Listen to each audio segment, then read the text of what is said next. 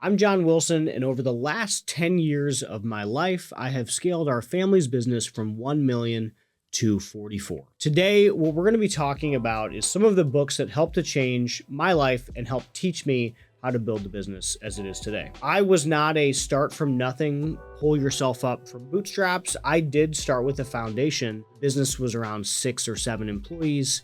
It was around $1 million of revenue, but today we're 200 employees and mid 40 millions. And that wouldn't have been possible without these books that we talk about today and the lessons that I took away from each one of them. Before we dive in, if you could make sure to like and sub, it really helps other people find our content.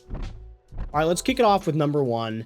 This is one of my personal favorites. It's Outliers by Malcolm Gladwell. What I like about Outliers is it's a story of, I think, 8 different CEOs, and it walks through how each one of them is an outlier. I know that when I was growing up inside the business, and I had this perception of what a CEO was supposed to be, this rah-rah CEO who could drive culture and sales and pop champagne in the office every day, like maybe Wolf of Wall Street type of CEO. I think that's what we're trained to think. That's what we should be doing. But Outliers really help to bring perspective to me that we can only lead as our authentic self. Like we can only bring whoever we actually are to the table every day. And the best version of an authentic leader is just whoever you are. So I loved Outliers because it showed that there wasn't just one path and one way to lead.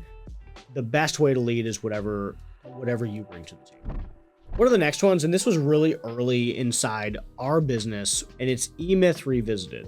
The book is basically a story of a baker, and they have what the author calls an entrepreneurial seizure. So they decide, hey, I love baking. I'm going to go open a bakery. Suddenly the office is a mess and there's bills and invoices and things due and money. Baking is only one very small part of running a bakery. Just like in my business, plumbing is only one very small part of running a plumbing company. The trade is important, but you also have to get paid. You have to pay your vendors. You have to have rent. You have to run marketing. You have to have HR to hire people. What it helps you to get into the mindset of is, are you working inside your business as the baker, or are you running the bakery? And this was a really formative book for me in my early 20s as I stepped into entrepreneurship. The third one that made a really big impact on our business is Traction. Traction is the basis for a system called EOS, which is the Entrepreneurial Operating System. What it is it's a way to communicate, scorecard, set meetings, and communicate vision. They have a weekly meeting that they call their L10.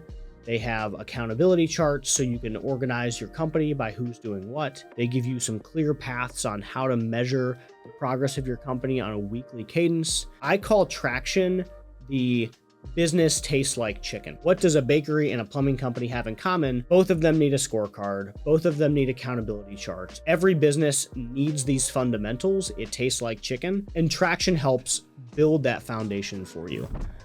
Number 4 is The Goal. It was a book and it was a narrative on a manufacturing business. And he's trying to discover, like, what do we do here? What is the goal? Like, what are we here to do? And every department he goes to, he gets kind of slightly different answer on what the goal is, which was a red flag for the author. But the second point was the goal is to build a profitable business. Like, that is the goal. It's so easy for everything else to get in the way of the goal. How do you measure the least amount of things? How do you communicate in the most succinct way possible? And how do you keep your eyes on the prize, the goal, which is building a big profitable business?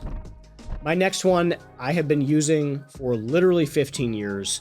It is called Profit First. It's easy to imagine we're here to fix pipes, we're here to bake muffins, we're here to draft legal, whatever. We are in business to make a profit. That's the goal. Profit First is a mentality and an operating system that keeps that in the forefront, so that way you can maximize the cash that flows from your business. So the way it works is every week or every month, you divide your checking account into a few different checking accounts. And as money flows into your business, it gets separated by percentage for however you're allocated. It works, it's effective, it's how I paid for acquisitions, it's how we buy vehicles in cash. It is an effective tool, and this book can help to get you there in like 60 minutes.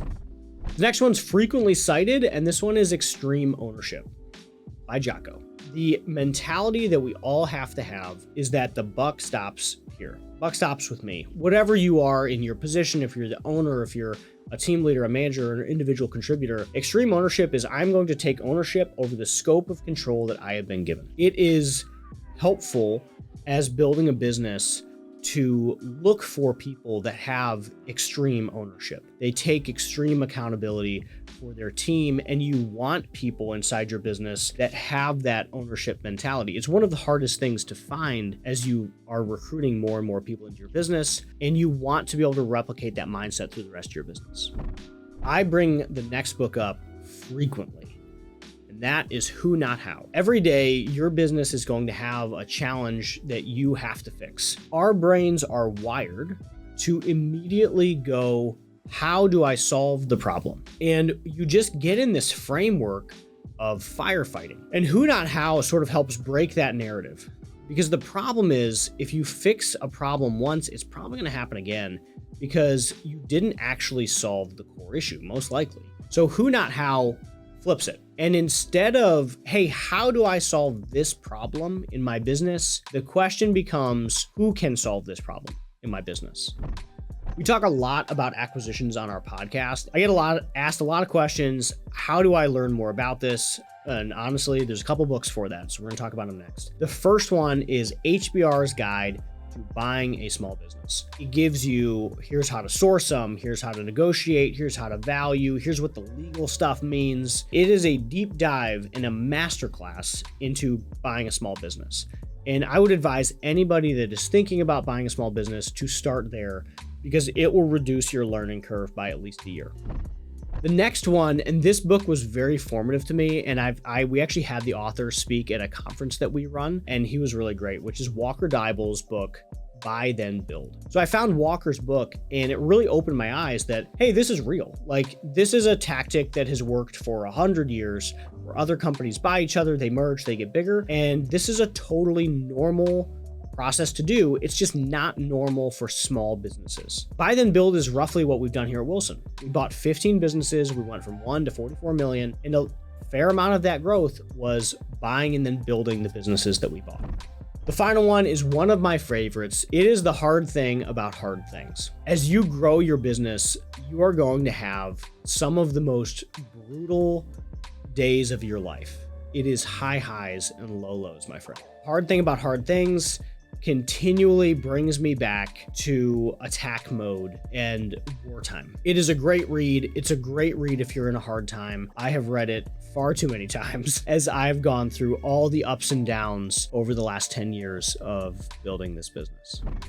This isn't the full list of every book that has allowed for our success, but these are some of my favorites that have really helped either in hard times or solve specific problems as we're building our business. I hope that they help yours too. If you want more of my thoughts on building a business, make sure you check out ownedandoperated.com. Check out our podcast. We have a great newsletter where we send out to 50,000 contractors a week, and check out our LinkedIn and X. If you liked what you heard today, make sure you like and sub, and I would love it if you threw a book recommendation down in the comments.